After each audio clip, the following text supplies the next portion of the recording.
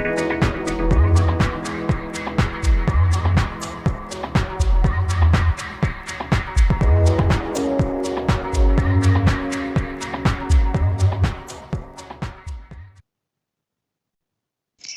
everyone, welcome to another Roadside Live event. I am so excited to have Paula here from Next Level Consultants. Hi, Paula. Hi there. Hi. So thanks to Paula's 30 plus years in dentistry, when did you start? When you were like 10 years old? No, more like 5. Okay. Okay. So thanks to that incredible experience, to Next Level Consultants, she just brings so much to the board for Next Level. Aside from owning several other businesses, she's also a practicing dental hygienist and an international educator and speaker for Invisalign and BioLace. Her background in and out of the dental office practice gives her a unique skill set that brings incredible value to each of her patients and consulting clients. So it's so great to have you. How are you doing today? I'm doing great. I'm in sunny Arizona. Can't complain, Oh, I'm a Well, little you can, jealous. nobody listens, but That's awesome. I love that. I love that grit in the background. I love your sign in the background that says grit. I think that's what everybody needs right now is a little bit of grit in the dental industry. So that's good to see. Exactly. Yeah. So let's jump right in with some questions. I wanted to ask you, this is you work for a consulting company and sometimes offices can be a little intimidated by consulting companies or sometimes they even have a bad rap, so I'm sure that you do everything, I can say that they're incredibly powerful. I think that they are incredibly powerful.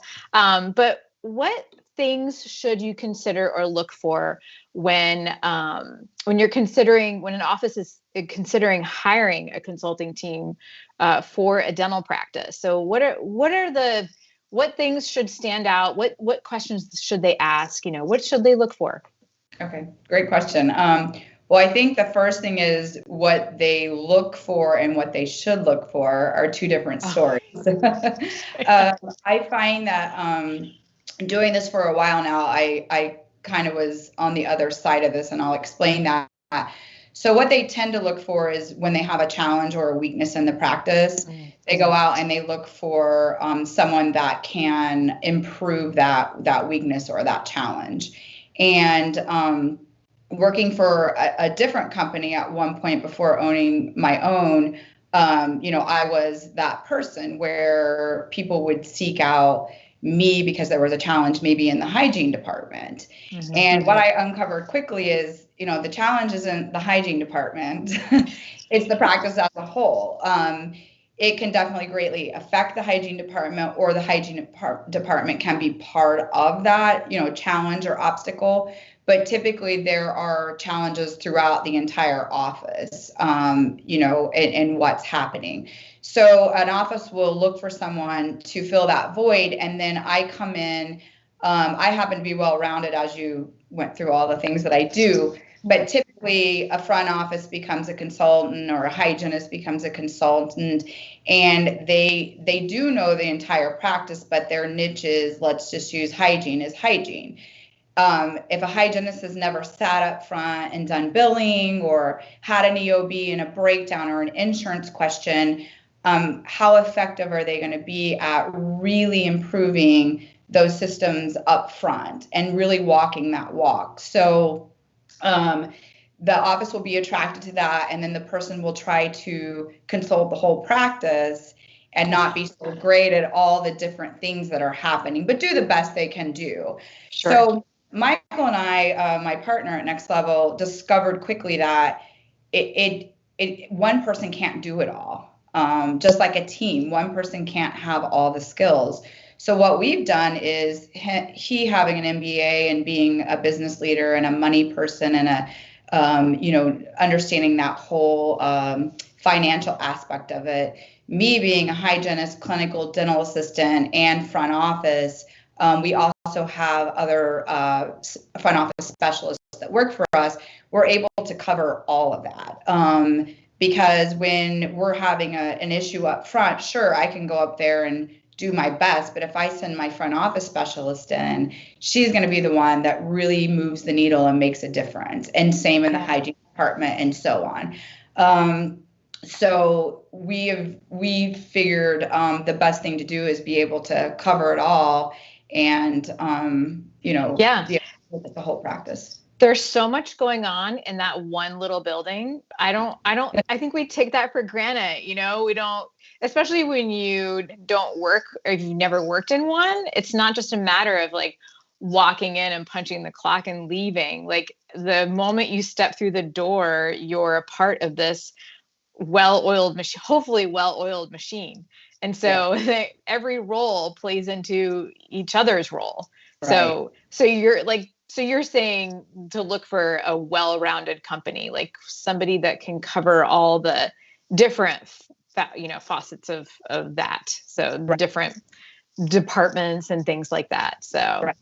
And, we usually, as most consultants, we come in and evaluate first. And once we uncover all the different issues that are going on or challenges or things that could be improved, knowing right then and there that, if it's strictly just a consultant that is focused on hygiene, once all that other stuff is uncovered, hopefully they realize that it's going to take more than just that to improve the practice they want to improve. Sure. Now, my partner says it best. He said, I've never, when you're from an outsider not working in a dental practice, he's like, every 10 minutes counts in a practice. It's like you guys live and breathe in these little increments of time. And so they're all so very important. And we have to maximize the efficiency of each and every 10 minutes that happens in a practice. So I think as an office, you just need to be open to, it's not just one thing in the practice, it's probably multifaceted, and that it's going to take more than your hygiene department to turn the practice around. And I'm sure when you get in there, you uncover all kinds of things that you didn't even know about in the beginning, right? Sometimes we wish we wouldn't have uncovered them. But right? You start to turn over some stones and you're like, oh, look what we found. So Yep. Well, good. So I'm sure you've heard the saying too, there's a reason why they call the dental practice. It's like constantly changing and no one's perfect. And you never open up a practice knowing exactly what to do all the time in every situation. So what are the most common mistakes you see that practice owners make? So I'm going to say something that all consultants say. Sorry, everyone. One of the biggest mistakes is not having a clear vision, not having clear goals and visions. And, if you can imagine, like, I'm going to use a football team as an example, any team, basketball team, anything. If everyone comes with a skill set, right? And we all think we're doing our very best every day. But if we don't know the goal, the vision, then I'm going to go over in my department and do my thing, and you're going to go in your department and do your thing, like a football team. If we didn't have that little huddle and decide what the next play is going to be, you might be an amazing kicker, amazing receiver, or whatever, but if you don't know what the quarterback is about to do, then we're going to have a miss. We may win sometimes, but it's not going to be consistent. And my biggest thing is intentionality. I actually wear a thing on my arm that says intentional, because that's who I want to be in each and every practice, in my patients' lives, in my clients' lives, is being intentional with all of that. So I think having a clear vision and a clear goal set by the leader of the practice is super important. Mm-hmm. I also think the other biggest thing is the systems and organization. I use an analogy. You can use whatever drink you like. I happen to love wine, so we're going to use wine as the analogy. I agree. Yes. We'll roll with it. Right. Okay. And so if you can imagine, you have this wine all over the table being spilled, right? First of all, that's just, it hurts. Tragic. It hurts. It's tragic. But we're trying to clean it up. We're trying to clean up the spilled wine, but then you have someone still sitting there pouring it in the glass, and it just keeps overflowing, right? So I like to use this. We can use this like with recare, because that's always a big issue in a practice. If I'm the one making the recare calls, trying to get the patients back in the door, and my hygienist or my front office is allowing patients to leave without their next appointment, it's just constant spilling, constant cleanup, and we never stop that. And that happens in a lot with the ARs going into 30, 60, 90 days. If we constantly are not having a system behind the reports we run, what we do with those reports, how often are we looking at those things to see where are we, what could we have done better today that we didn't do yesterday, then we're going to continue in all parts of the practice to continue to spill that wine. And, it's just a difficult thing to stop. I don't know. Does that analogy make sense? Oh, yeah, absolutely. You can have all the binders that you want, and you can have as much, we do it this way, we do it that way, but you have to sit down and like, okay, step 1, step 2, step 3, all the way to this is how we finish it. Right. You're right. There's no sense in having a system unless you're working on it or constantly refining it. If something, and it's going to change, because look at how our world has changed, Right. So you got to be able to roll with it. No. Yeah. So I think that biggest thing is just, like you just said, analyzing that daily. It's what did we do yesterday that worked great? What did we do yesterday that didn't? How do we measure that? How do we change that? Improve on that, and have a system for everything. Everyone have that clear vision of how we're utilizing it and work together to make it happen. So you're saying that a lack of that vision, like that's a big mistake. And we preach that too, even as a marketing company. We always are telling our clients, what are you bringing to the table? What's your unique value proposition? Like, what is it that is going to set you apart? Let's market that kind of, right. And then just not having those systems in place that will help you in those 10-minute increments. I love that. 10 minutes of someone sitting around means that the ball is getting dropped somewhere, right? Even just 10 minutes. So as a hygienist, we will do anything for 10 minutes. Just 10 more minutes. Right? I can get the rest of that calculus. I just need 10 more minutes, right? Exactly. So speaking of being a hygienist, and you have been for many years, which I can't believe, again, you started at age 5, so you've got a lot under your belt. So what are some of the things that you teach in your practices for practices to get the most out of their hygiene department? I mean, the hygiene department is a big deal, and so what are some of the best practices to get the most out of that department? Okay, that's great. Well, I think it always starts with the patient. So I think a lot of dental team members in general, but especially because you're seeing your hygienist more frequently than anyone else, there are some misses. And what I like to do is find out first what you value most as a patient, because I don't want to talk in my language. I want to talk in yours. I want to understand what you want out of your relationship with me, what you value most about your oral health, so that whenever I bring up a conversation, I'm indirectly getting your permission to have that discussion with you based on what you've told me that's important to you, right? Mm-hmm. So if you tell me that, which most people do, you don't ever want to be in pain, you just don't want to get there, especially if you've experienced that before. Every conversation I have with you, Bridget, is going to be, hey, I'm noticing this, and the last thing I want this to do is get out of control. So I want to have a conversation with you about it now so that we can take the most conservative approach in getting you back to health. So I've gotten your permission, I've gotten your what you value most and how we want to have that discussion. So then everything that comes up during that appointment, I go back to what you told me you want out of this appointment or this long-term relationship in our practice. Yeah.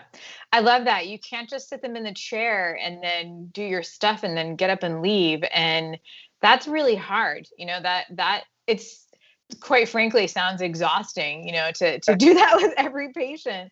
Right. But think of the value that you add. That patient is going to come back and see you, and And also it's like, you can't just really just sit down. You have to look at your previous notes, and say, I do a little research and get to know that person. Right. So yeah, Right. that's Well, and awesome. you think about it, if if you're, we teach this all the time too. If you're a very detailed person and I'm not, and I don't get to know you and how you want to have these conversations, you may leave and not schedule, and none of us really know why. You may not even know why as a patient. You just know that, there was a disconnect there on the way, I delivered what was happening to you. So that's what I like to teach first in the hygiene department is really trying to, because I'll have hygienists all the time say, oh, I already know. I know how Bridget likes it. No, you don't unless you've asked, right?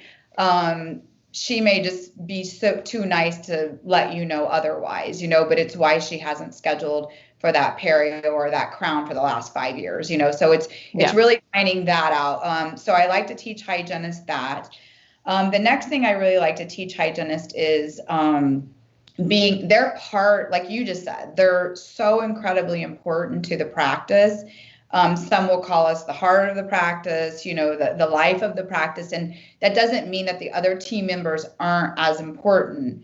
But let's face it, people call for cleanings, right? That's why they call it practice. They don't, if you're lucky, they call from that crown, you diagnosed a year ago, but typically you catch them again coming through the hygiene department. So when they call 99% of the time, unless they're in pain, it's, I want to schedule my cleaning. I want to schedule my checkup. So not only that, we're consistent, we're the ones they see on a consistent basis. They may or may not have dental treatment that year or at that appointment, but they are going to need to come back for their next preventative procedure. So really and truly, we are part of the revenue of the practice. We make a big impact of whether the practice kind of goes to that next level or not. Yeah. And so I like to teach them that, they need a vision as well of their department. And I can take a $200 to $300 appointment. So your cleaning, exam, and x-rays, I can take that to a $6,000 appointment. If I listen to you, I see the abfractions you have, the recession you have, and I start talking to you about maybe your perio is bite related. You're not biting together correctly. You're causing damage. Let me take a scan. Let's talk about this a little bit more. All of a sudden, they're interested in Invisalign, or perhaps even a night guard. So I can take a $200 to $300 appointment and make it into an $8,000 up to a $6,000 appointment based on me just spending that time and talking to the patient rather than just cleaning you and realizing you have perio. Where is that perio coming from? Yeah. So I think it's really important that we don't get stuck in our 1 hour box. I've got to take x-rays. I got to clean this patient's teeth, and I have to write notes, and then I have my next appointment. And don't take away from my hour. I have 20 minutes at least with every patient that their mouth is cranked open. I'm staring over them, and I can talk about whatever I want to talk about.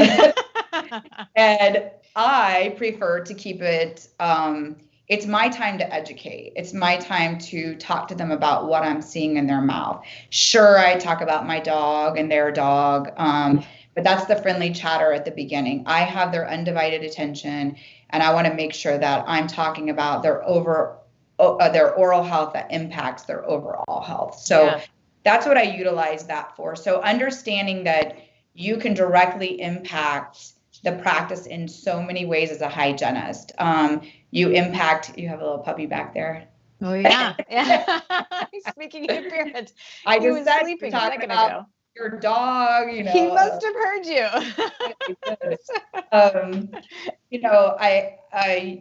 They have the ability to not only impact, like I said, the oral health care, the overall care, plus the business of practice. And it's such a big thing. And I love our profession, and I always want to even teach us to be even more professionally driven.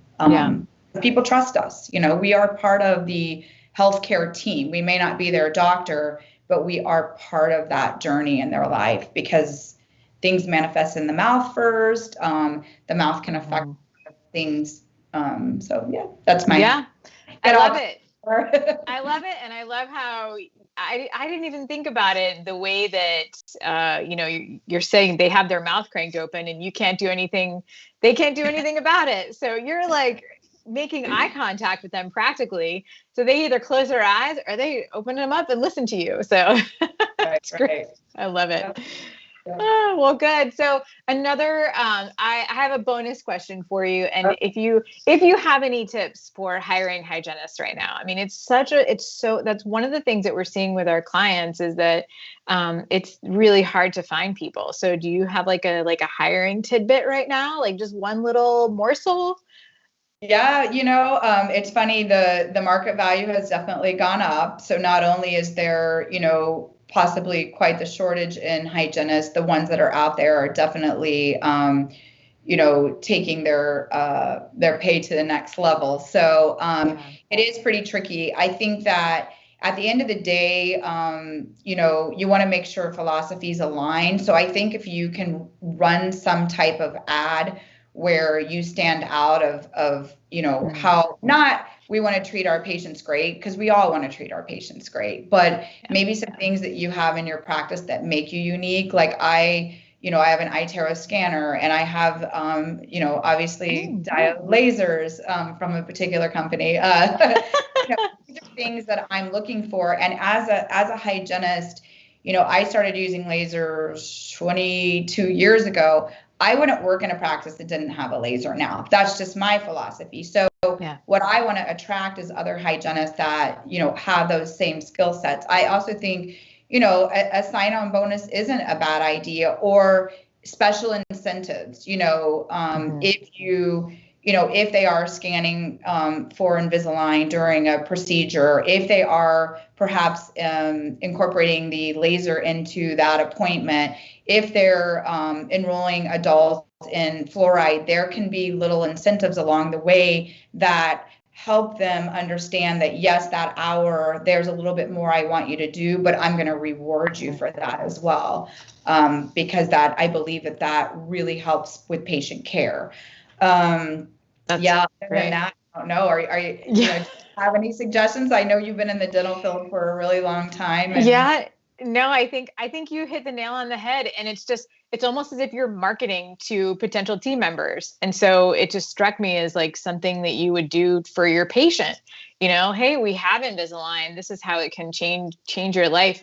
And then with trying to attract a new team member, hey, we have this technology. We want you to use it. And this is how it can enhance your job, and the practice as a whole. So those are really great. So I love it. And their bottom line, it's a win-win, because I want them to be rewarded for going above and beyond as well. Yeah, sure. Perfect. Yeah.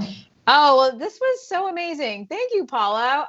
We just loved having you. Let's have you again sometime. And, Paula from Next Level Consultants, everyone. And please join us again. We love to do this. We love to have people have guests, and, Roadside loves to help educate and get the word out and just have wonderful people on with us. So, and partner up. So thanks, everyone. Have a great weekend. Thank you, Paula. Right. Have a great weekend. It was great talking to you. Have a great day. Yeah, you as well. Right. Take care. Okay, bye. Bye.